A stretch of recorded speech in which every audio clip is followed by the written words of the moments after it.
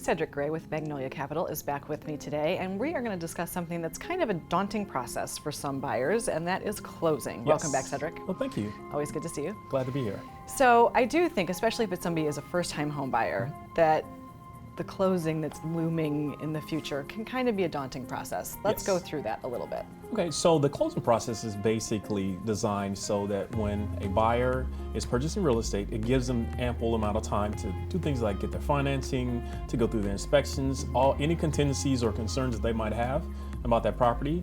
It gives them that time frame to get all that information up front. And so they don't basically buy a house on Monday, take possession on Tuesday. Right. So Yeah. it's just to give them a little bit extra time to get that process started.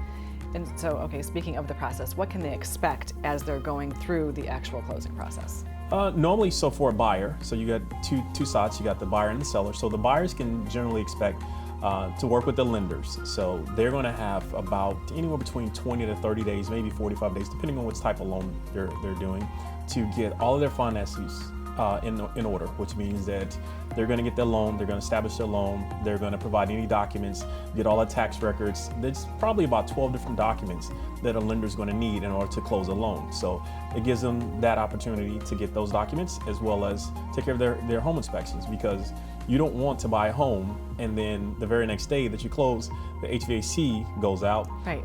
And or hot water heater. So depending on what Roof falls in. exactly, whatever. you want to make sure Yeah. that you're buying something that's sound. Yeah. And so, from a seller's perspective, what can they expect from that process? Okay, so the sellers, here's what one of the biggest things that I always tell sellers. Once you close on the house, it's no longer yours. Yeah. So biggest thing for them is, hey, what is your plan? Are you buying another property? Are you renting something else? What is your plan? Because once you close, after you receive those funds, that property no longer belongs to you. So Right. all of your personal belongings have to be out. Right. You need to switch over any utilities, any services that you might have. You want to stop all of those services during that or after the closing. Yeah, because like you said, you hand over those keys, That's it. it's done. Yeah. No You'd be more. surprised. Yeah, well, I'm sure I would be.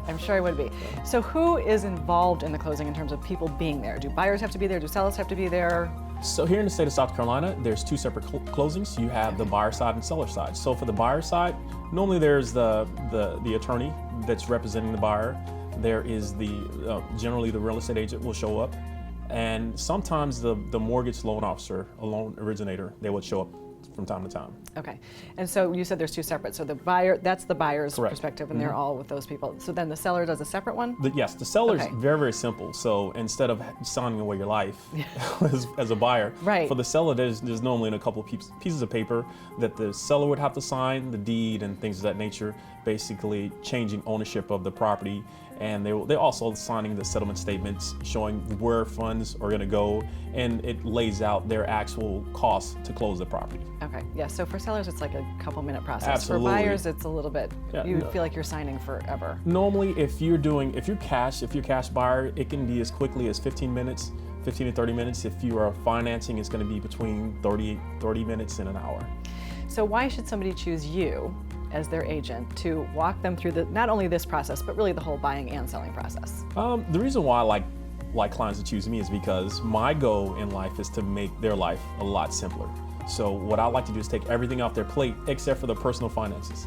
I will never ask anybody for their personal bank statements and things of that nature, but anything that's logistics related, I can take care of that. So coordinating their inspections, anything that's dealing with the house in general, I can take care of that for them, except for the personal finances. Right, and something we've mentioned several times before, but bears repeating, is you are former military. Correct. So you also have the expertise of working with people who are relocating that are in the military still. Yes, you'd be surprised at how many of my clients that I've never met before. So Really? I have, yes, I think I'm working with currently about 3 or 4 clients that I've never met, 2 of which I'm actually in the process of selling their homes. But it's everything for us is paperless, so you don't physically have to be here for me to do anything.